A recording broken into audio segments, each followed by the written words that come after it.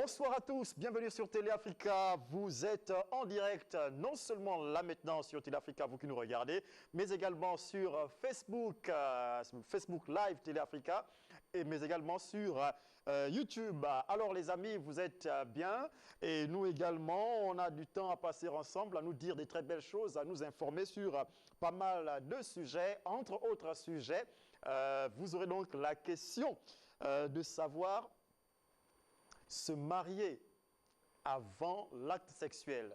Est-il encore d'actualité? Se marier donc, je veux dire comme ça, vierge, c'est ça Claude Césaire? Bonsoir. Bonsoir. Ça va? Ça va très bien, ça va très bien pour moi. Oui. Salutations à tous nos téléspectateurs qui nous suivent de partout dans nos wagons. D'accord. Géraldine, bonsoir. Élise Candela, bonsoir. Bonsoir à toute la team. Bonsoir à nos très chers téléspectateurs. Je vais dire bonsoir comme ça à Elie, Destinée et le bébé rendez-vous qui nous regarde depuis plein Niger. Bon début de week-end à tous nos chers téléspectateurs. D'accord. Bonsoir Loban Maïla Kassa. Bonsoir Élise Candela, bonsoir la team, bonsoir également à nos fidèles téléspectateurs qui nous regardent notamment depuis le PK13. Et on pense comme ça à monsieur au couple Pambou Francis depuis le PK18, pardon. Voilà. Voilà, tout le monde est bien installé. Chelsea Toutoum est bien occupée. Sarah Ondo est en ce moment dans un deuil et on va l'accompagner d'ailleurs juste après cette émission. Vous aurez donc le pasteur Jonas Obian qui sera là avec nous, avec qui on va décortiquer la thématique suivante. Se marier avant l'acte sexuel est-il encore d'actualité? Est-ce qu'on se marie encore aujourd'hui avec une femme dont on n'a pas encore découvert la nudité? C'est la question qui est posée et vous nous direz si c'est encore possible. Et pourtant, les Saintes Écritures disent qu'il faut d'abord épouser avant d'arriver à l'acte sexuel. Mais depuis, j'ai presque envie de dire la nuit des temps, on consomme d'abord avant de payer. Et pourtant, on devrait payer avant de consommer. C'est pour ça que Claude Césaire. D'accord. Et on va comprendre pourquoi est-ce que vous consommez sans d'abord avoir payé. Pourquoi vous faites ça? Le pasteur sera là pour nous éclaircir. Voilà. D'accord, on va l'attendre. Alors, d'accord. Je pense qu'ils sont à l'honneur comme d'habitude. Oui, et de toute façon, les femmes, normalement, vous devez revendiquer qu'on vous épouse d'abord et ensuite, on découvre tout le reste. Ah non, derrière, il y aura beaucoup de réactions. Hein. D'accord. De toute façon, on verra ce que ça donne. On est déjà bien installé. On a la rubrique de Géraldine pour commencer ce soir. Peut-être des personnes à saluer? Bon oui, saluer du côté de Bissango. Je n'oublie pas la petite Christelle qui nous regarde certainement, Ida. Salutations à toi et je suis de tout cœur avec vous dans ce gros programme qu'on fait du côté de, voilà, dans ton établissement dont on va passer pour faire la publicité.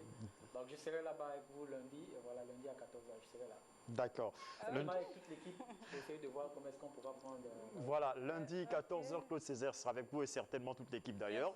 Et toi, Géraldine? Oui, bien sûr, je vais saluer Souké qui nous regarde depuis le Burkina Faso, voilà. Cyril qui est aussi et Salif, voilà, qui seront bientôt sur le territoire national, donc bientôt. D'accord, on va peut-être vendre... D'accord, non. C'est parti. Non, continue. Non, vas-y, va jusqu'au bout de ta pensée. Non, c'est vrai qu'il y a Souké qui sont certainement sur le plateau de l'émission Le Rendez-vous Mais ce sera un plaisir au mois d'avril. Parce qu'ils sont très fidèles. Ils seront sur le plateau Le Rendez-vous au mois d'avril. Ah, d'accord. Voilà. D'accord, le message est passé. Oui, des salutations à toi. Oui, salutations spéciales comme ça au couple Obama Richard depuis Alenakiri, à monsieur Pambou Francis Tati Léger et à sa charmante épouse depuis le PK18, notamment également à toutes les personnes du côté du Beau Séjour Bombos. Salutations spéciales. D'accord, le message est passé. Bien, bonsoir à ceux qui nous reçoivent du côté du Ghana, du Burkina Faso, du Sénégal, de la Gambie, de la Côte d'Ivoire, mais également du côté du Cameroun. Vous êtes nombreux à nous regarder. Maintenant, on va aller avec la première rubrique relative à cette émission, celle de Géraldine Bissa dans Coup de gueule, coup de cœur.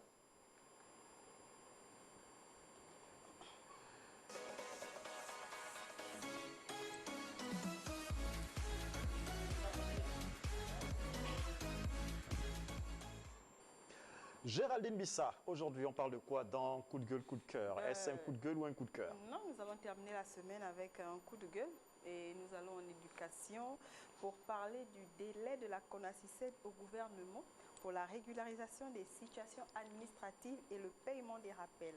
Alors, la Convention nationale des syndicats du secteur éducation, donc la CONACYSED, donne un délai au gouvernement, et ce jusqu'au 4 mars, pour apporter des réponses à son cahier de charges comprenant entre autres la régularisation de toutes les situations administratives et le paiement des rappels par la mise en place d'une enveloppe de 20 milliards de francs CFA.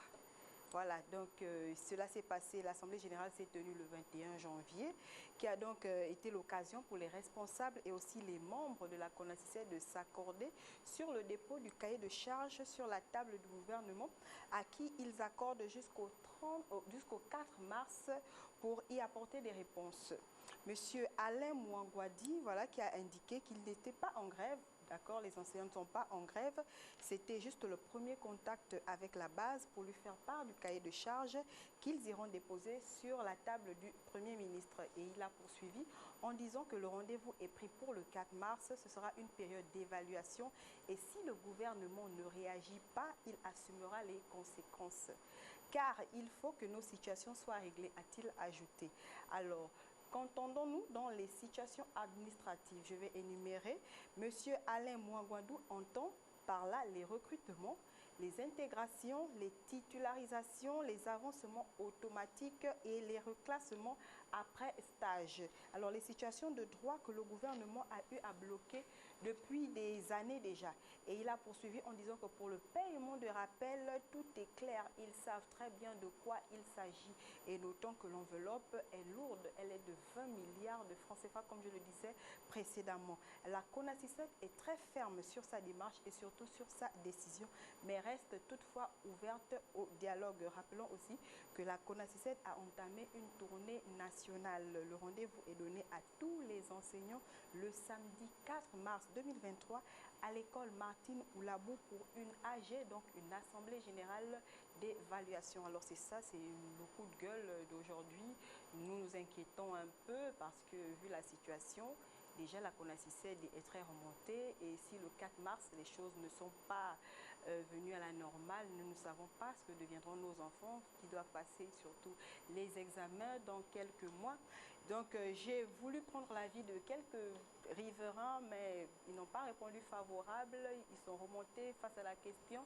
Voilà, je voudrais savoir ce que vous en pensez en tant que citoyen gabonais et aussi en tant que parent d'élèves, parce que nous sommes tous parents d'élèves et ça touche l'éducation, et ce qui touche l'éducation touche particulièrement nos enfants.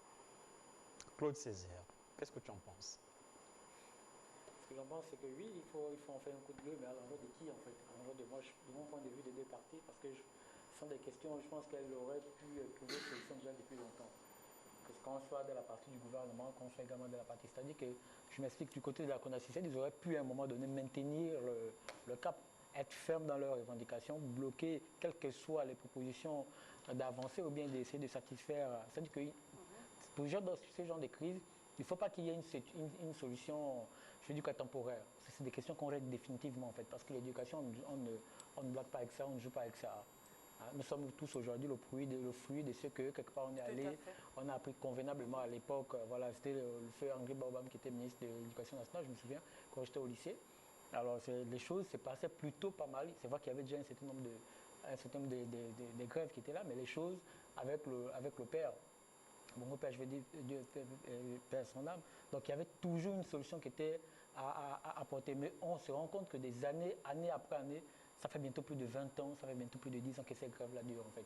On ne peut plus apporter une solution temporaire. Il faut une solution définitive. Et définitive, elle a donné le montant, c'est à hauteur de 24 milliards, c'est ça? 20 milliards. 20 milliards. Alors lorsqu'on regarde un peu par rapport à ce qui était affectant, ce qui concerne l'organisation d'une élection politique dans le pays, on se rend compte que mais facilement, dès là, on peut gérer cette situation-là. Donc que les responsables politiques et administratifs puissent véritablement regarder cela de très près, mais aussi que les enseignants puissent... c'est peut-être pas une bonne chose ce que je vais dire, mais je pense qu'à un moment donné, il faut rentrer dans une sorte de statu quo qui va pousser le gouvernement réellement à réagir, non pas en apportant des solutions temporaires, mais des solutions, j'ai envie de définitives, parce qu'il s'agit juste des paiements de leur dû, en fait, simplement. Lovan, tu crois que le gouvernement ne peut pas régler cette question? Non, il a si bien dit tout à l'heure que le gouvernement peut régler la situation justement des enseignants. Et puis après, il faut aussi dire que le mérite revient quand même aux enseignants qui abattent un travail formidable. Ça, il faut le reconnaître. Après, c'est les parents d'élèves aussi qui essaient de se mettre à la place d'autres parents comme eux parce qu'ils ont des enfants. Ils se disent, mais doit-on bloquer nos enfants qui passent les examens, qui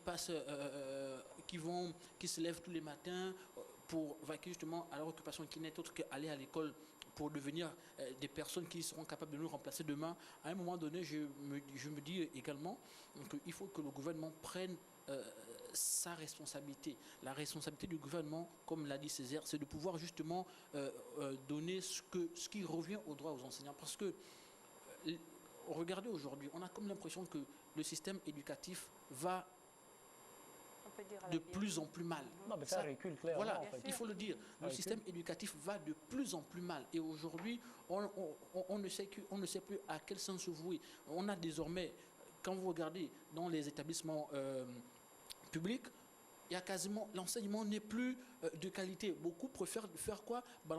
Envoyer leurs enfants, aller faire inscrire leurs enfants dans les écoles privées parce que là-bas, il y a quand même un peu de suivi, un peu de rigueur. Il est difficile de voir un enseignant manquer justement à son activité. Mais quand vous partez au public, malheureusement, vous arrivez, les enseignants sont absents parce que c'est normal. Il y en a qui ne sont pas intégrés, il y en a qui sont locataires, il y en a qui doivent payer les études de leurs enfants. Mais quand ils ne sont pas en possession de leur dû, ils revendiquent simplement ce qui leur revient de droit. À un moment donné, on se dit, trop c'est trop. Et comme l'a dit Césaire, on ne souhaite pas qu'il aille, que notre système éducatif aille en année blanche, mais à un moment donné, c'est aussi de la responsabilité de la connaissance des enseignants de serrer un peu le boulon pour que le gouvernement comprenne qu'ils ont en face d'eux des pères de famille, les responsables qui se lèvent tous les matins et qui font des Gabonais, qui feront des Gabonais aujourd'hui ce qu'ils seront demain. Parce que voilà. jadis, on leur a proposé à un moment donné, c'était la PIF pour essayer de calmer les ardeurs. On a mis la PIF. La PIF, ça a été payé combien de temps? Je ne sais pas si elle continue d'être, je ne sais pas si elle fait toujours l'objet de paiement, je ne sais pas, mais en fait, c'était beaucoup plus, c'était une voilà la prime d'incitation à la performance. Une solution temporaire, comme je disais tantôt. Maintenant, que les gars, franchement, que les enseignants aillent jusqu'au bout, parce que c'est, on peut pas blaguer. L'enseignant, il y a beaucoup qui refusent d'aller, par exemple, les enseignants qui sont affectés à Ibunji, qui sont affectés dans les provinces à Moabi. Moabi, je crois que ça va, il y a la route, c'est accessible. Oui, il y a des endroits dans le pays où, mais c'est difficile l'accès en fait. Et donc tu es là-bas, tu as un salaire, mais tu as du mal même à percevoir ton salaire à la fin du mois. Pourquoi? Non pas parce que tu ne veux pas, mais à cause des moyens de déplacement, les conditions de vie aussi là-bas, il n'y a pas de... Tu vas aller avec ta famille, même pour pouvoir, je le dis comme ça, une boîte de lait, peu importe sa marque, mais en fait, tu vois, c'est difficile, tu vas faire 6 mois, ton enfant n'a même pas... Voilà. Pourquoi? Parce que les conditions ne sont pas réunies, notamment en matière déjà de haut. En fait, ça implique un certain nombre de choses qu'il faut que les enseignants tiennent ferme.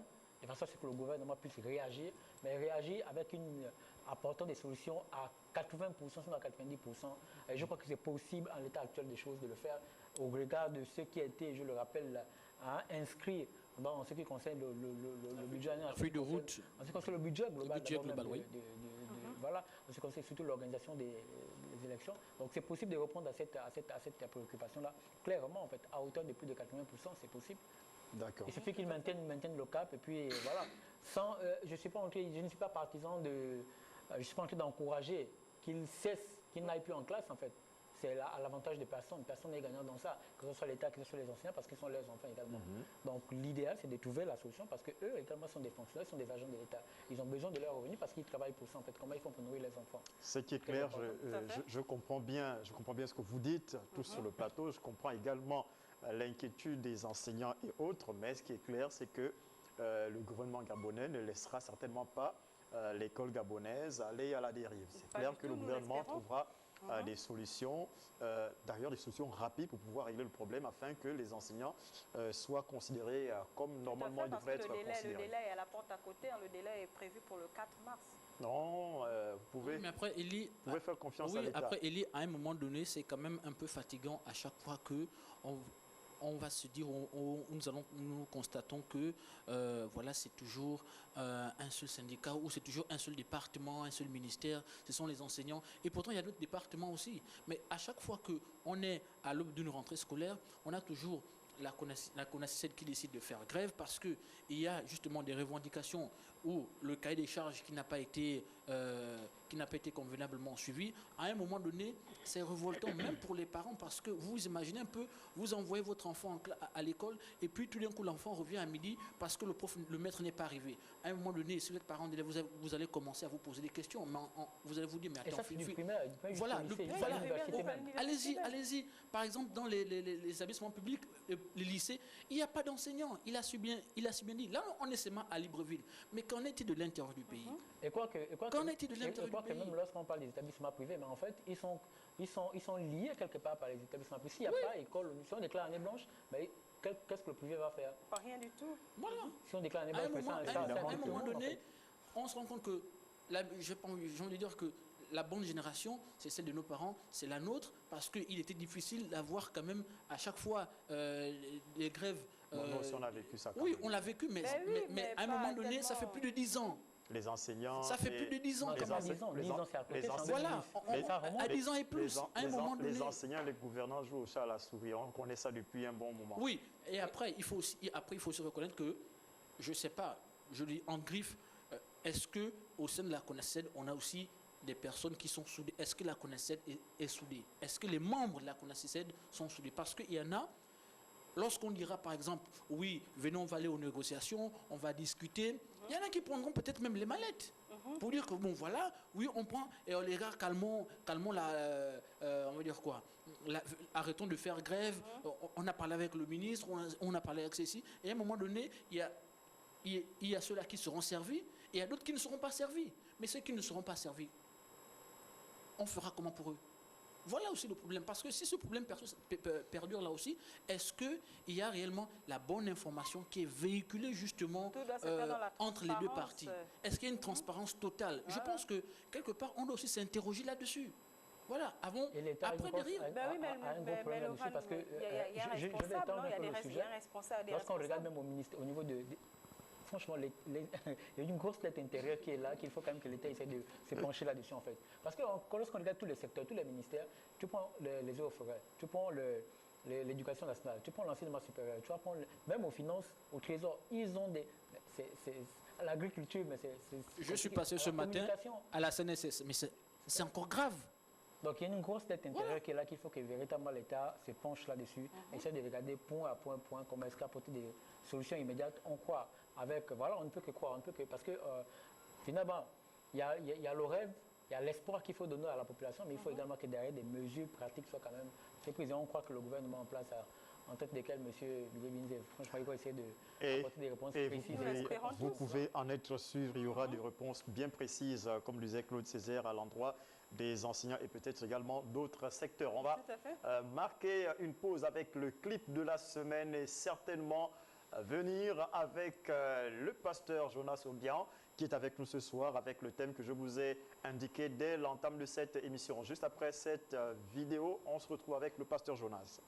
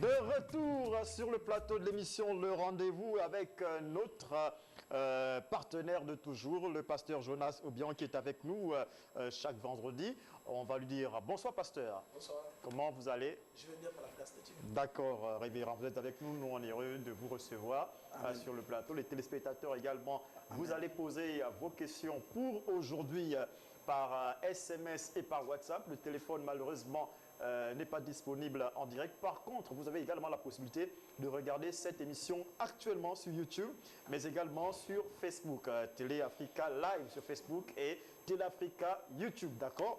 Merci, le message est passé. Passez également l'information autour de vous, d'accord? Maintenant, on est arrivé à notre débat du jour avec le pasteur, je vais dire le révérend pasteur Jonas Obiang, sur le thème, et d'ailleurs le thème va s'afficher, sur le thème « Se marier avant l'acte sexuel est-il encore d'actualité?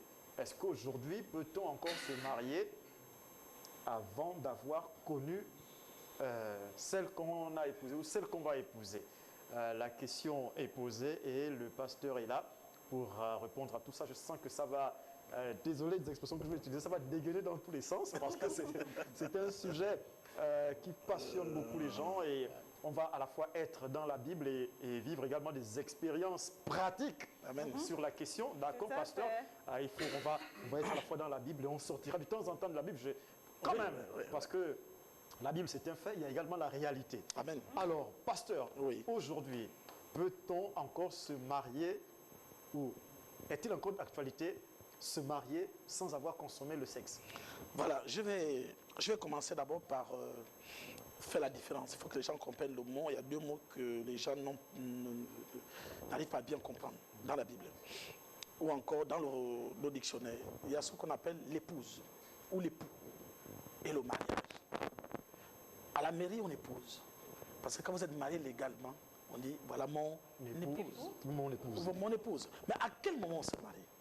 Selon le spirituel, quand il y a l'acte sexuel, il y a mariage. Voilà pourquoi la Bible dit que celui qui s'attache à une prostituée devient même corps, même âme, même esprit avec la prostituée. Parce que les relations sexuelles ne sont pas seulement du côté physique, mais aussi du spirituel. Et la première fois de monter les démons dans la vie d'une personne, c'est le sexe. Et vous allez constater que c'est le sexe aujourd'hui qui est beaucoup utilisé pour faire tomber beaucoup de personnes. Nous avons vu dans la Bible Samson qui est tombé à cause du sexe. Nous avons vu Salomon qui tombe à cause du sexe. Même David, la grâce qu'il a eue, c'est parce qu'il était l'homme selon le cœur de Dieu. Bon, maintenant, l'acte sexuel avant le mariage est-il encore d'actualité? Vous savez, moi je suis ce pasteur-là qui dit la vérité. Il y a une différence entre la vérité et la réalité. Il faut savoir faire la part des choses. La vérité, selon la Bible est claire. Avant de connaître une femme, d'abord la marier, il faut épouser. Ce que les gens doivent savoir, c'est que ça c'est une vérité. Mais venons maintenant aux réalités de la vie aujourd'hui. Parce que quand l'apôtre Paul dit qu'il n'est pas bon que l'homme soit seul, mieux se marier que de se brûler. Ça c'était à son époque. À l'époque de Paul, à l'époque de nos aïeux, le mariage était symbolique. Aujourd'hui, nous nous rendons compte que le mariage n'est plus symbolique. À l'époque, il fallait juste avoir Okay. À l'époque, il fallait juste avoir, comment dirais-je, quelques prisons. Et puis, tu avais la femme, la cola, l'enclume, les moutons, les poules, et puis tu avais la femme. Donc, à l'époque, le mariage était symbolique. Mais de nos jours, le mariage est devenu un investissement. Se marier de nos jours aujourd'hui n'est pas donné à tout le monde. Même moi, pasteur qui vous parle, je ne peux pas vous donner ma fille à 500 000. Si moi je le fais, les parents de sa mère vont me tuer. Donc, nous comprenons aujourd'hui que pour se marier, il faut un investissement. Il faut au minimum, au Gabon, aujourd'hui, pour se marier, il faut au minimum 7 millions. Dis-moi, quel Gabonais, avec quel salaire, quel revenu, avec les charges qui vont avec, même si vous êtes payé à 500 000, épargner 7 millions n'est pas donné à tout le monde.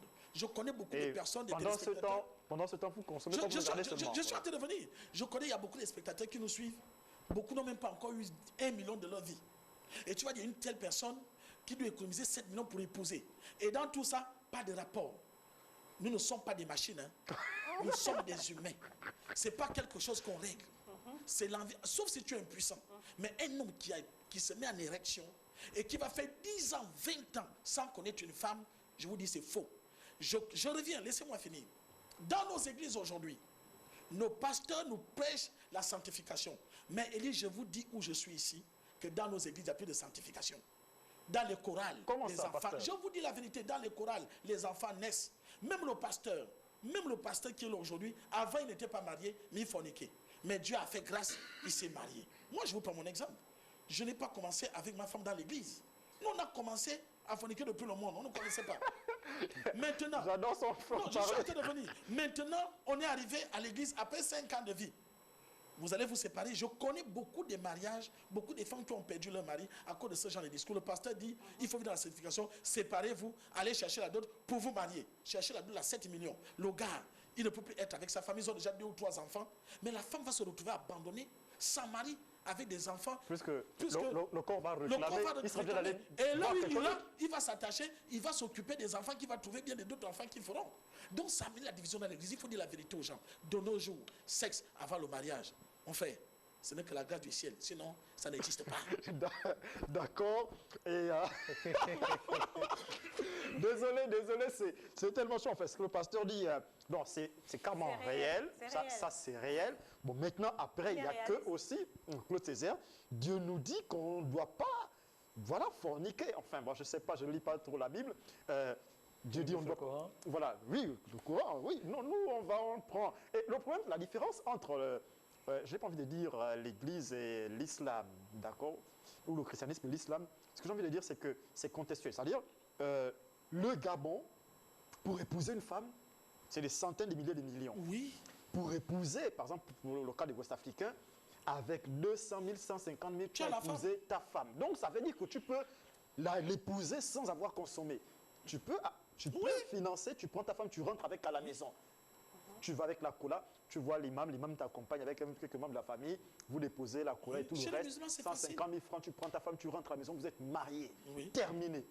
Après, tu peux commencer à vivre ta chose avec ta femme. Ce qui est différent un peu avec nous, la Centrafrique, notamment le Gabon, pour avoir une femme, pour épouser une femme au Gabon, sincèrement, il faut être coriace. Sinon, vous passez toute votre vie comme ça. Et d'ailleurs, vous allez constater que non, les gouvernants sont obligés maintenant de fabriquer des mariages aux gens.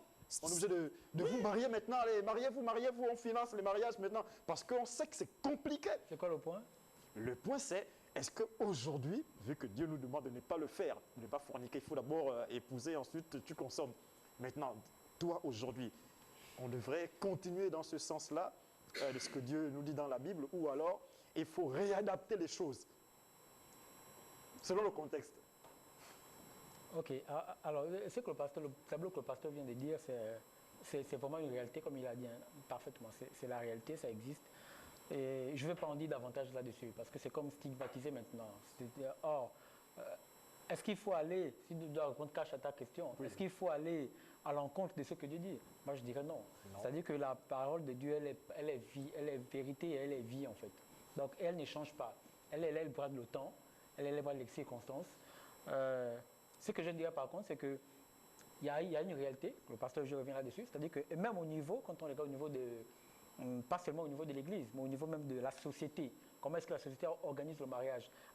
Quand on va dans les différentes mairies, à la mairie de la mairie centrale, par exemple, c'est 300 400 000 francs pour réserver la salle. D'accord? Donc, tu vois que même au niveau, l'État n'aide pas dans ce sens-là. J'étais à Dakar, mais j'ai vu que à la mairie, on ne paye rien du tout. C'est 10 000 francs pour les étrangers et 0 francs pour les nationaux, en fait. Donc, du coup, il y a déjà une différence. Ça encourage les gens à pouvoir se marier. Alors, moi, en tant que... Et il faut sortir, il y a aussi l'aspect complexe qui rentre dans ça. C'est-à-dire que nous, on veut faire le mariage du pasteur Jonas, alors qu'on n'a pas les moyens du pasteur Jonas. Mais le problème, ce n'est pas nous qui voulons nous marier, c'est celui que tu vas prendre la femme. Monsieur, non, mais écoute, c'est ça. J'en arrive. Ce que je voulais dire, c'est J'en arrive. le problème n'est pas toi. Le problème, c'est où tu vas prendre la femme. Je dis au Gabon aujourd'hui, c'est ce que je suis en train de tu dire. vas épouser la fille de qui à 300 000.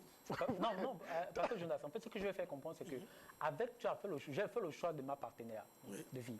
Alors, elle et moi, on est étudiante, par exemple. On termine nos études. Alors, on décide on veut se marier. Qu'est-ce qu'on fait? On s'accorde, en fait, sur un montant. Et je vous assure, moi, je le crois. C'est ce que j'ai vu. C'est vous qui vous accordez sur le montant ou c'est les parents qui fixent le montant? Mais ce que j'ai vu, j'ai assisté, j'ai été 2 fois déjà, 3 fois même, best man. Donc, j'ai accompagné effectivement mes potes qui se sont déjà mariés. D'accord? Ici au Gabon ou ailleurs? Ici au Gabon. D'accord. Ici au Gabon, qui se sont mariés. Donc j'ai vu, ils se sont accordés avec leur épouse aujourd'hui maintenant. Avant, ce n'était pas leur épouse. Ils se sont accordés. La femme est allée... Avant, sans sexe ou avec sexe? Mais sans sexe, évidemment. Non, c'est tu n'étais pas avec eux. Tu ne connais pas. Tu étais dans le secret de Dieu. Là aussi. Tu n'étais pas avec eux. Ça, c'est ce que tu n'es pas sûr. D'accord. Je ne vais pas revenir dans la prétention. Moi, j'ai parlé de moi. Non, pasteur. Moi, je viens vers vous. C'est votre point de vue. Non, attendez. Je vais parler dans la prétention. Je vais parler dans le soupçon. Oui, attendez, c'est bon. Je vous demande. Moi, j'ai parlé de moi. C'est vous êtes sûr que depuis que vous êtes né, vous n'avez jamais connu une femme? Évidemment que si. Alors, donc, vous comprenez que si vous vous mariez aujourd'hui, est-ce que vous allez condamner ceux qui ne l'ont pas fait avant? Mais en fait, ce n'est pas ça le problème. La question n'est pas à ce niveau-là. La question est... Mais la question n'est pas à ce niveau-là. La question n'est pas à ce niveau. La question est de savoir, doit-on se marier avant de connaître sa femme? Voilà. On connaît d'abord sa femme, ensuite on se marie. Voilà. C'est la question. Moi, je pense qu'aujourd'hui, aujourd'hui, il y a une réalité qui est là. Avant, certes, pour ceux qui sont notamment ancrés dans la religion chrétienne, qui n'étaient plus de ce monde et qui ont décidé de regarder sur la même voie, il y a ceux-là qui décident, par exemple, bon voilà, on arrête d'abord les choses de ce monde, on décide de se consacrer justement. Est-ce que ça, c'est pas un risque, pasteur? D'abord arrêter. Je vous dis une chose. Ça là, je vous dis encore, il faut être vrai dans la vie. Personne, une personne avec qui, laissez-moi finir, une personne avec qui nous sommes au Gabon, nous sommes des Bantous. Au Gabon d'abord, une femme avec qui tu as eu des rapports pendant 10 ans. Je connais des gens qui ont fait 20 ans de concubinage. Pas parce qu'ils ne voulaient pas, il n'y avait pas de moyens. Donc, une personne avec qui tu as eu des rapports, vous êtes allé à la terre promise, vous faites ça chaque soir, et c'est ça vous unit. Après un bon matin, vous devez arrêter. Parce qu'il fallait chercher l'argent pour se marier. Non, soyons vrais. Et vous avez trouvé l'argent dans combien de temps? Vous savez, voilà pourquoi la Bible nous parle de la grâce. Moi, je suis contre ces pasteurs-là qui savent intérieurement que les femmes qu'ils ont, ils forniquaient avant de se marier. Mais aujourd'hui, Dieu les a fait grâce. Ils se sont mariés parce qu'ils ont eu des moyens pour ça. Et ils sont maintenant en train d'indexer ceux-là qui vivent aujourd'hui, qui ne sont pas mariés, pas parce qu'ils ne veulent pas, parce qu'il n'y a pas de moyens. Élie, nous sommes là aujourd'hui. Qui ne veut pas se marier? Qui ne veut pas vivre cette joie? Même aller à la mairie. Tu veux te marier? Qui ne veut pas? Mais le problème, je vous dis, venons dans la réalité. Oui, à l'époque où la Bible était écrite, c'est en quelle époque? Allez, on a vu comment... mais comme je vous entends souvent dire, pasteur, comme j'entends souvent les pasteurs dire, la Bible n'a pas changé, la parole de Dieu n'a pas changé. La parole n'a pas changé, je suis d'accord. Mais les époques ont changé. Est-ce qu'on doit dépasser la parole de Dieu pour faire ce qu'on veut? Vivons la réalité. Je vous dis une chose. Jésus-Christ était le Fils de Dieu, Dieu lui-même en personne. En fait, parce que vous êtes en train de condamner selon le contexte non, et les circonstances, en fait. je n'encourage pas. Mais je dis, ne condamnez pas aussi. Parce que nous tous là, si Jésus descend tout de suite, il dit que la personne qui n'a jamais forniqué au Gabon, nous sommes 2 millions d'habitants, qui n'a jamais forniqué avant de se marier va au ciel. Je suis sûr que nous tous là, nous irons en enfer. Attendez, voilà jusqu'ici, la personne qui a condamné, c'est vous qui parlez. Voilà pourquoi la Bible parle de la grâce. Je vous parle, moi, je ne vais pas me mentir. Et ceux qui me suivent, il ne faut pas qu'on vous mente. Donc, en fait, vous tirez cette thématique, en fait, du constat que vous avez fait que vos collaborateurs, vos collègues, ouais, c'est réel. Vos collègues indexent les autres parce qu'ils sont mariés aujourd'hui, alors que hier... Oui, c'est le péché. Mais la Bible dit, hein, Dieu, la grâce existe. La grâce, on a vu cet homme, pécheur, assassin, sur la croix, qui n'a jamais marché avec Jésus, qui n'était pas le disciple de Jésus, mais Jésus lui dit, à l'instant où je te parle, toi et moi, nous sommes déjà dans le royaume du ciel. Bon. Donc, il est parti au ciel avant même ses services. Là aussi, ce type-là aussi, ce monsieur-là aussi... Ce monsieur-là aussi. Pourquoi? Donc, je veux parler de grâce. Ce monsieur a eu la grâce. Et je vous assure, si nous sommes mariés aujourd'hui, on ne peut pas indexer les autres parce que nous sommes déjà sortis de là. Dieu nous a fait grâce. On pouvait mourir. Dieu parle de la grâce. C'est quoi la grâce? La grâce, c'est quelque chose que tu as sans mériter. C'est une faveur divine. Aujourd'hui, si on se marie aujourd'hui, c'est par grâce. Mais nous étions, même aujourd'hui, vous pensez que dans nos églises, les gens ne pêchent pas? Vous êtes sûrs? Voilà pourquoi Jésus dit que le jugement va commencer dans l'église. Pourquoi le jugement commence dans l'église? Parce que c'est dans l'église même. Je vous assure, nous avons des anciennes prostituées à l'église, des anciens bandits, des bandites à l'église, des anciens escrocs à l'église. Cette attitude est toujours là. C'est pas facile. Une histoire en 1 minute. Tout à l'heure, là, j'étais au téléphone. Élie, j'étais au téléphone. On a abordé justement cette question-là. J'étais avec une sœur. Alors, je lui disais en fait que, vous savez, pourquoi est-ce qu'on a pris je vais le dire comme ça, le péché lié au sexe, et on a mis ça comme quelque chose de grave en fait, alors que à la vérité quand on prend, mais les gens mentent, les gens volent, les gens font. Alors ce que je veux dire, c'est quoi? Mais vous savez pourquoi ça cristallise autant l'attention au sein de l'Église, ce péché lié au fait d'aller avec un homme ou aller avec une femme? Mais c'est parce que quelque part il y a un sentiment de jalousie. Pourquoi? Parce qu'on imagine le plaisir que ces personnes-là ont, donc du coup. Mais on n'a pas envie que... Comment ils font ça et nous on est là, on Vous savez, Élie, donc, alors, c'est clairement ça en fait. Oui. Mais pourquoi? Parce que on aurait érigé ça au même titre que le mensonge, au même titre que le mais on ment. Mais facilement on tolère celui-là qui ment ou celui-là qui vole, mais on ne tolère pas celui-là en fait qui va avec une femme ou avec une femme. Pourquoi? À cause de justement le plaisir que cela procure en fait. Donc on est contre, nous on se prive, mais vous faites ça pourquoi? Donc du coup, va en discipline, tu es discipliné, tu es sous discipline, C'est ça en fait le problème. Maintenant ce que je vais dire, je vais terminer. Ce que je vais te faire comprendre c'est que non, moi je crois personnellement qu'on peut ne pas avoir des rapports sexuels et attendre son mariage clairement. Moi je le crois. Et je connais des personnes qui ont mené une vie, qui ont fait... Non. C'est ça. La Bible Élie, non. Ça, j'ai envie de donner mon point de vue. C'est un point de vue que je respecte. D'accord, ok. Alors moi je connais des personnes qui ont mené leur vie jusqu'au mariage. D'accord? Je ne vais pas aller... En fait, vous dites que vous êtes... Bon, enfin, lorsque vous étiez avec eux aussi également. On peut vous retourner cette question-là? Est-ce que vous étiez avec eux pour savoir s'ils ont fait ou pas?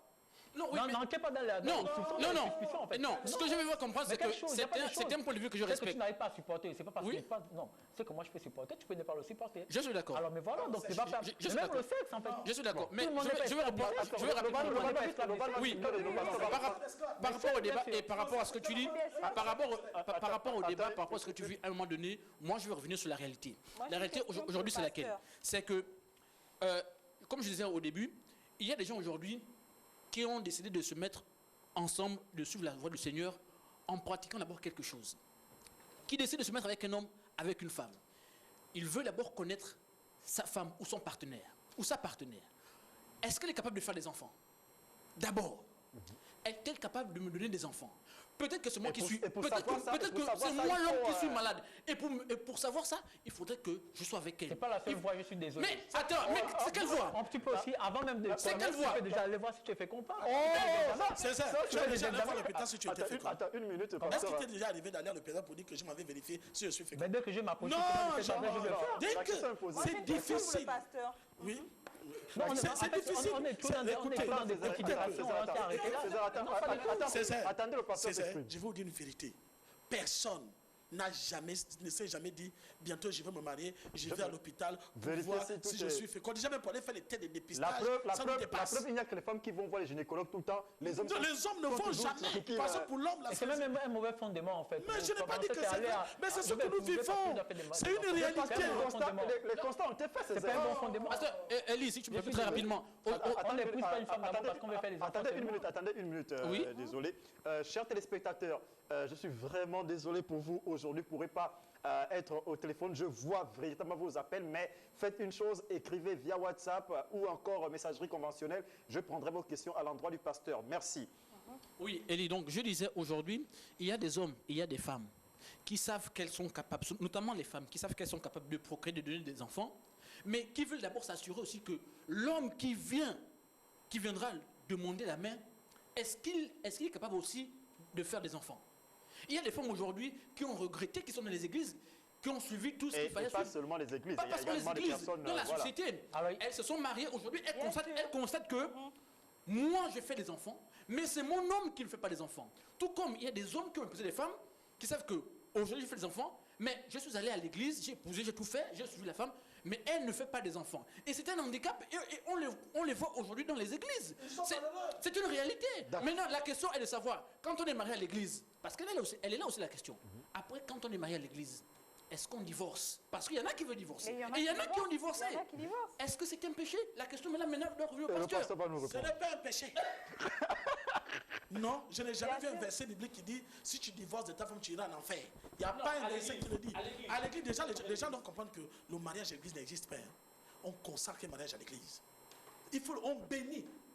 Le mariage qui est reconnu devant Dieu, devant les hommes, c'est le mariage à la coutume. Où vous partez, où Ou le père, prenez la dot. ou le père de quelqu'un Prends sa fille, et- même à la mairie, le mariage de la mairie, c'est pour le monde, pour La protéger les biens. sécurité. Mais le vrai mariage selon Dieu, dans le monde spirituel, c'est le mariage à la coutume. où le Tu père ne de quelqu'un te peux donne pas sa aller, fille.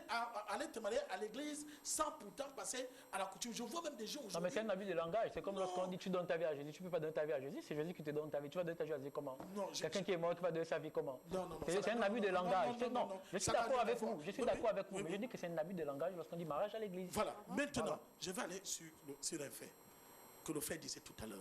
Élie, je suis pasteur. Je ne m'invente pas. Et ça fait 7 ans, 8 ans aujourd'hui, je suis pasteur.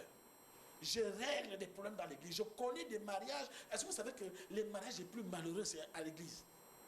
Est-ce que vous savez pourquoi? Est-ce que vous savez que où il y a manque d'amour dans les foyers, c'est à l'église? Parce qu'il peut vous poser une Donc, question. attends, je suis en train de Non, moi, j'ai une question. C'est qui l'église en fait? Il avance. Non, mais en fait, je veux- dans la suite, c'est quoi l'église en fait? Attends, il avance d'abord. Il Celui avance. qui a l'église, il vit où? Attends, Je il suis en avance. train de venir Il parce avance. qu'on On peut Non, mais Laissez-moi je comprends ce qu'il est en train de dire. Je Voilà. comprends ce qu'il est en train de dire. Je peux même expliquer ce qu'il est en train de dire. Oui, Voilà. pasteur, allez-y. Donc, quand je parle les mariages les plus malheureux, Le micro, pasteur. c'est à l'église.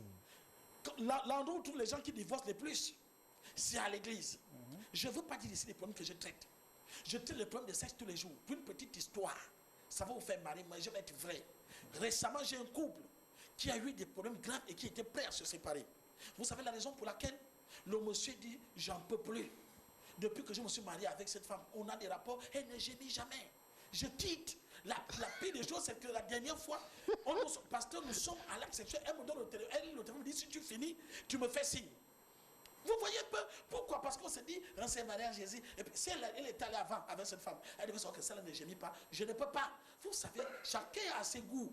C'est comme ça. Il y a des mazos, il y a des gens qui aiment se frapper avant de commencer. Quand tu vois cette personne qui est douce, Ça, c'est ça devient réel. un problème. Il faut se dire la vérité. Mais je comprends que les Les gens sont vraiment malades, églises ceux qui viennent aujourd'hui chez ont vous. un problème. Les gens se marient sans pourtant se connaître. Et les mariés, 90% des mariés de l'église, c'est devant les gens. On vous montre que ça va. Parce que nous sommes des leaders, nous sommes des pasteurs. Combien de pasteurs va se plaindre que mon mariage ne va plus? Tu es obligé de l'assumer. Justement, à cause de ce problème de sexe. Il faut dire la vérité. La réalité. Quand l'apôtre Paul parlait du mariage, Césaire, c'était symbolique. Aujourd'hui, bon mariage. Je connais ma fille qui s'est mariée, qui a loué la salle à 7 millions. J'ai dit que ma fille, rien que la salle, 7 millions. Ça fait le mariage Ça fait le- de Pourquoi? Géraldine, de Lynn La Candela. chanson de ses moyens, Non, bien entendu, c'est ça ne dérange pas. on t'impose. Tu es obligé sur le rythme. Césaire, vous n'allez jamais épouser une femme la fille d'une personne à 1 million pile. Il faut l'épargne. Ça dépend. Ça ne dépend pas. Il y en a qui ont des plus. Alors, on ne peut pas dire catégoriquement. De toute façon, la mienne, Claude Césaire, tu viens prendre la mienne, je ne te fais pas 5 millions pile. Ça, c'est clair. Oui, alors, On va me faire 5 millions. Jamais. Oui, Je ne dors pas les nuits pour gérer les problèmes de maladie des enfants. Ça, Tu veux te donner 5 millions. oui, alors parce que moi j'ai une question, j'aimerais savoir, vous en tant qu'homme de Dieu, qu'est-ce que vous conseillez concrètement aux gens? Parce qu'on s'est rendu compte que même dans les églises, il y a des gens qui ont décidé de se marier. On dit, vous allez d'abord vivre dans la sanctification, vous mariez. Il y a beaucoup de points. Il y a des couples où le mari lui-même, il sait qu'il est impuissant. Voilà, il ne fonctionne pas bien, il ne le déclare pas, ils attendent et ils se marient. Et arrivé maintenant, après le mariage, la femme remarque que l'homme ne démarre pas. Vous voyez, bon, vous en tant qu'homme de Dieu, qu'est-ce que vous conseillez concrètement aux gens? Moi, vous savez, affaire de mariage, dans mon église, à chaque fois que les gens viennent me voir, papa, ceci, j'ai dit pardon. Je ne veux pas que quand ça va tourner mal, on dit sur le pasteur. Les histoires que j'ai élevées, que j'ai épousé telle soeur, ça n'existe pas chez moi. Va draguer la fille toi-même. Arrangez-vous, je ne suis pas avec vous. Ce que vous pouvez faire là-bas, ça vous regarde. Et quand allez-y voir les parents. Vous savez, être pasteur aujourd'hui, c'est délicat dans le pays et nous sommes très mal vus. Donc, va toi-même voir vos parents, vous vous arrangez. Si vous êtes d'accord, papa, on est d'accord, moi je vous accompagne. Ce qui va arriver le pire, en mal, ça ne me regarde pas. Je ne suis pas l'initiateur des mariages des brebis dans les églises, comme beaucoup les pasteurs le font. Évidemment, parce que... Mais il y en a qui fixent même les couples. Oui, je ne suis justement, pas. c'est là que je voulais en venir, pasteur. On voit dans vos églises, vos collègues et autres, ils se posent même des relations. On voit bien que non, depuis 200, il n'y a personne qui s'est marié dans cette église. Donc cette église-là, elle n'est pas ceci, n'est pas cela. Et là, on va former rapidement quelques couples. Pour montrer aux gens que moi, je suis contre ça. Et je dis, c'est satanique, ça ne vient pas de Dieu. Vous savez, quand vous lisez la Bible, Jésus n'a pas beaucoup parlé sur le mariage. Lisez les épîtres de Jésus. Jésus n'a pas beaucoup parlé sur le mariage. C'est Paul qui envoie des lettres. Parce que les gens, il faut que les gens sachent que quand vous voyez l'apôtre Paul, serviteur de Dieu, écrit à l'église de Corinthe. Donc il s'adresse à cette église, voyant ce que les gens font dans cette église. Ça ne veut pas dire que l'apôtre Paul... Et il y a même des décisions qui disaient, c'est pas Dieu qui dit, mais c'est moi qui dis. Parce que les gens ne veulent pas faire la différence et ne parcourent pas vraiment la Bible. Ce que l'homme de Dieu a dit, moi aujourd'hui je peux dire, je décide que dans mon église, si tu n'as pas qu'une femme, tu ne te maries pas. Oui, mais est-ce que c'est Dieu m'a dit? Est-ce que c'est ce que Dieu m'a dit? Il y a une différence entre la vérité et la réalité. Donc, moi je dis, nous sommes au 21e siècle. Où nous sommes sur ce plateau, nous tous que nous sommes là. Autant que nous sommes, nous tous on a fait ça. Personne n'est vierge ici. Si aujourd'hui nous sommes dans les... Attends, je suis désolé. Moi-même, je suis désolé. Ce n'est pas ça la question. Non, oui, c'est ça la question. Est-ce qu'il est possible d'avoir des relations avant le mariage ou pas? Nous tous, on a fait ça avant le mariage. D'autres sont dans les églises. Moi, j'y suis encore. C'est plus d'actualité. C'est compliqué aujourd'hui. Il y a tellement de réalités qui vont avec. Je vous assure, une personne qui se met en érection tous les matins, à 5 h du matin, un vrai bantou. Déjà la position pour dormir. Un homme qui dort le ventre, vous avez constaté que l'homme ne dort jamais sous le ventre. Parce que si tu dors sous le ventre, le type là va te déranger. Tu es obligé de mettre des positions pour t'arranger. Un homme, un vrai bantou, un gars qu'on a circoncis au village, qui se met debout. Aguidouma, tu penses qu'il va faire 20 ans sans rapport, mais tu vas te masturber. Est-ce que vous savez que dans nos églises, il y a des gens qui se masturbent? Rester dans la sanctification. Entre-temps, tu te masturbes tous les jours. D'autres encore par manque d'occasion. Tu es vilain, tu en attires personne. Ça ne veut pas dire que tu es dans la sanctification, tu n'as pas l'occasion. Et pasteur, c'est que le pasteur vient de dire, quand il parle de masturbation aux gens qui sont dans la sanctification, en tant que c'est masturbé tout le reste, vous pouvez faire une chose. Vous allez tout de suite ce dimanche dans une église, vous prenez le téléphone de tout le monde et vous entrez dans ça, vous verrez ce que vous verrez dans le téléphone là. Les gens ne sont plus vrais de nos jours. Le mensonge même commence dans l'église. Je le répète et je le redis. J'assume mes mots. En tant qu'homme de Dieu, je n'encourage pas la débauche sexuelle. Non. Je n'encourage pas. Mais, ce que vous dites? Moi, Jonas, je dis que la grâce existe. La Bible dit que chacun reste dans l'état que Dieu l'a appelé. On n'est pas tous nés à l'église.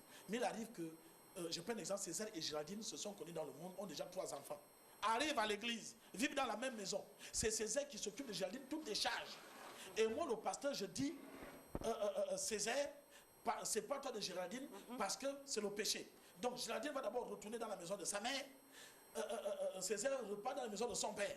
Et qu'après ils vont aller chercher à se marier. C'est un danger total. C'est carrément séparer un couple. Moi, je pense que le mieux à faire, c'est de les conseiller. Ouais, je pense que là, c'est trouver la sagesse. Trouver la sagesse. Oui, voilà. c'est ça que je dis. J'encourage les gens de se marier. Parce qu'aujourd'hui, mais pas de les séparer. Mais je ne veux pas la débauche. Alors, ça ne doit pas être une raison pour aller de femme en femme ou d'homme à homme. Non. Parce que ce que je voulais dire, c'est que j'entends beaucoup l'Église. Oui, en fait, ça ne choque personne. Moi, en premier. Moi, ça ne me choque pas qu'on vienne dire qu'on retrouve tant dans l'Église. Mais en fait, la question aussi à se poser, c'est que l'Église, c'est qui en fait? L'Église, c'est le même gars qui est le voisin. C'est celui qui vit avec toi dans la même maison. C'est celui qui vit dans les mêmes supermarchés. C'est celui c'est ton collègue. C'est celui avec qui tu... Non. Mais si, c'est quelqu'un qui vit dans la société. Il n'est pas hors la société, en fait. Il vit les mêmes réalités, il vit les mêmes situations, il vit la même pression. On voit les gens d'église donc, en fait, à l'église, des gens mis à part. Parce que je vais poser ma question. Et j'ai envie de dire une chose, Césaire. C'est vous qui dites que nous, on est dans le monde, vous voulez l'être pas. Est-ce que je peux terminer? Est-ce que je peux terminer? Allez, évidemment, c'est comme prophétique. C'est une position, en fait. Le fait peut-être d'accepter déjà le Seigneur, c'est déjà une position que tu as. Mais ça ne veut pas dire que quand tu acceptes Jésus aujourd'hui, tu as 45 ans. Mais en fait, tu as 45 ans de ta vie où tu ne connaissais pas les principes et les valeurs de Dieu, en fait. Tu ne connaissais pas ça? Oh, si. Non, tu ne connaissais pas ça. Tu as entendu parler, mais... Oh, Claude Césaire. Élie, attends. Non, attends. Nul n'est censé ignorer la loi, tu connais le dicton. Je suis désolé, je te le dis. Ça, c'est réel. Élie, je te le fais savoir. Mais Claude Césaire, on ne peut pas avoir 40 ans et ignorer tout du monde. Non, mais ignorer que... Encore, je parle de connaissance ici, c'est quoi? Quelqu'un qui n'est pas chrétien connaît la fornication. Mais connaître, c'est quoi? Moi, je connais Obama. Est-ce que je me suis déjà assis avec Obama comme ça? C'est pas pareil. Mais alors, mais justement, on parle des niveaux de connaissance. Mais justement, Claude Césaire, je ne suis pas... Une minute. Élie, attends, je vais terminer. Je pose ma question, pasteur. Tu vas continuer, juste une minute. Accorde-moi 30 secondes. Claude Césaire, je ne suis pas pasteur. Oui. D'accord? Oui. Mais je sais quand même qu'il a dit ceci. Faisons l'homme à notre image, selon notre ressemblance. D'accord. D'accord? Oui. Ça veut dire que les principes, je n'ai pas besoin de la Bible. Non. Les principes, je les ai en moi. D'accord. Je ne suis pas pasteur, c'est-à-dire, ça là, personne ne peut m'enlever ça de la tête. Je t'explique. Je dis bien, aucune personne au monde ne peut m'enlever ça. Je vais t'expliquer. Si on parle du principe, que je suis fait à l'image de Dieu et selon sa ressemblance, ça veut dire que j'ai les principes divins en moi. Je t'amène une fonction LN. Tu vas la résoudre? Oh, c'est ça. Je te pose la question. Césaire, alors je te pose la question. Pas de diversion, Césaire. Ce que Césaire doit savoir. Oui, pasteur. Mais je n'ai pas terminé. C'est moi qui ai la parole ou bien? Attends, une minute. Oui, voilà. Alors, donc, ce que je vais expliquer, c'est que ce que tu as dit, oui, on est né de Dieu. D'accord. Mais vous êtes tous d'accord que tout homme qui naît au monde, il naît pécheur. Il faut que... Pourquoi on parle des nouvelles naissances? Ce sont les questions qu'il faut se poser en fait. Alors on parle de nouvelles naissances, pourquoi? Donc quand tu es né de nouveau, tu as eu un parcours quand même. C'est pas tout de suite que tu vis au monde et tu acceptes Jésus comme Seigneur et Sauveur. La conscience de qui tu es. Mais attends, je t'amène. La conscience de qui tu es en Christ. La conscience de qui tu es en Christ. On va revenir déjà à la réponse à ça, vous allez revenir. Oh, tu as grandi dans un environnement.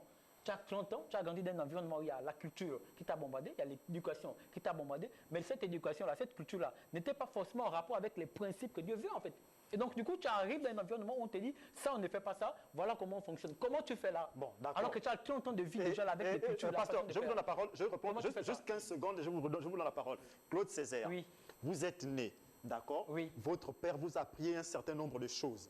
Après, laisse-moi finir. C'est ce que vous ne comprenez pas. Laisse-moi finir. Votre père vous a appris un certain nombre de choses. Oui. Qu'il ne faut pas faire ceci, un homme doit être ceci, un homme doit cela, ainsi de suite. Et après, vous décidez de faire tout ce que vous voulez dans la vie. Et après, vous prenez conscience un matin que normalement, depuis là, je ne fais pas bien, il faut que je devienne maintenant un homme normal.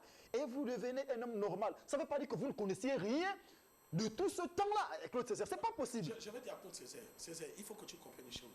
Je connais des gens On va laisser ce donner temps là au pasteur. Oui. Je connais des gens qui sont nés dans l'église. Ils n'ont pas connu d'autres personnes de Jésus.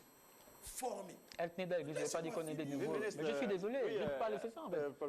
Grandir dans l'église, je ne vais pas dire qu'on est né de nouveaux. Attention, vous savez. On lui parle. Attends, oui, et qui je vais parler d'être de nouveau. Je ne suis pas venu. Si je rentre là-bas, on va se perdre. J'ai dit, je connais des gens. C'est fondamental. Je connais des gens qui sont dans l'église, oui. nés à l'église, oui. grandis à l'église, oui.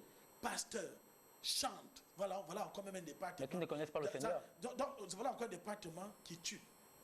Mais Salomon, qui s'est écarté de Dieu à cause des familles, il ne connaissait pas le Seigneur.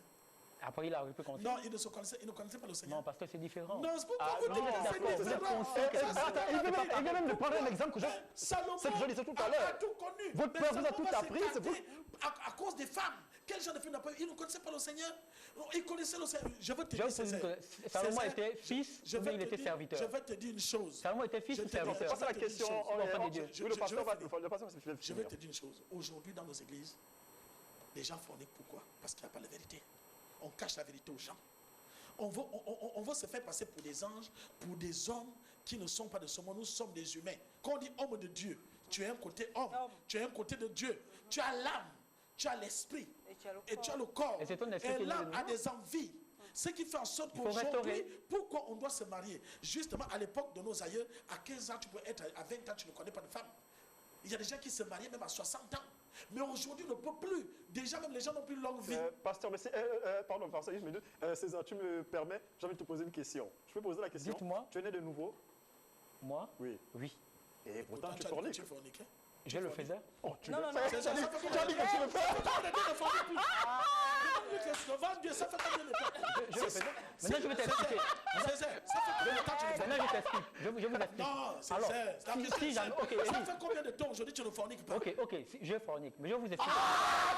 Non, mais je vous explique. Celui qui fornique. Il est né de nouveau. Celui qui fornique, c'est l'âme qui n'est pas restaurée. C'est l'homme qui n'est pas restauré. Élie, Pasteur, il est aussi réel que toi. il est aussi réel. C'est l'âme qui n'est pas restaurée, c'est pas l'esprit. Celui qui est né de nouveau, c'est l'esprit, c'est pas l'âme. C'est l'âme qui n'est pas restaurée. Dans nos églises, on fornique. C'est l'esprit qui est né de nouveau, c'est pas l'âme. Merci. C'est pas le corps. Pasteur, c'est ça. Comme il est né de nouveau, le corps reste le même. L'âme reste le même. Merci. Nous sommes arrivés au terme de l'émission. Je crois que Pasteur va revenir avec ce sujet pour qu'il ait le téléphone parce que les téléspectateurs voulaient vraiment s'exprimer sur la question. Vous ne comprenez N'est-ce pas? pas, Claude César, qu'on revienne sur le sujet? Oui, clairement. Voilà, On d'accord. va revenir sur ça. Ok. C'est l'esprit. Mais au moins, oui, au moins, il est. Voilà. Parce que Je c'est un t'explique. bon partout Voilà. qui se met à l'élection. Voilà. Qui a des affaires. Je t'explique pourquoi. Je vous explique pourquoi est-ce que l'âme. Je vous explique pourquoi est-ce qu'une personne qui est née de nouveau peut forniquer. D'accord. Merci à tous. Je vous explique pourquoi est-ce qu'une âme qui est née de nouveau. On se retrouve. Passez une bonne soirée. C'était le rendez-vous. Allez, bonne soirée chez vous.